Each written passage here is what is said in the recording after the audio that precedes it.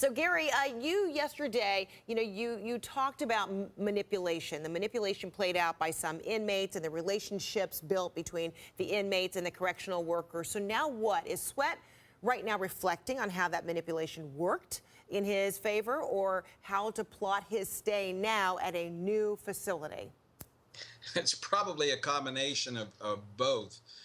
His life has dramatically changed from the honor block and the perks that he had at the first prison, and now he is on lockdown at this prison, which is standard operating procedure of a high profile or high risk inmate.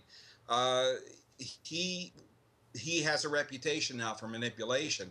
I don't think this is going to stop him from ever manipulating staff again, or trying to get some concessions from them.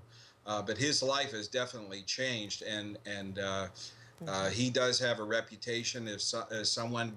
The staff has to be very, very careful. He's trying to hold on to whatever power he can get because he's not going to get any reduced sentence in this situation because they have all the information they need, it seems.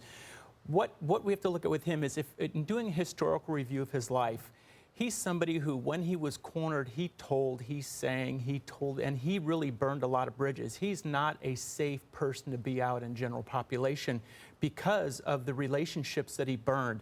He told, back when he committed his murder of the police officer, he spoke when he wasn't supposed to speak.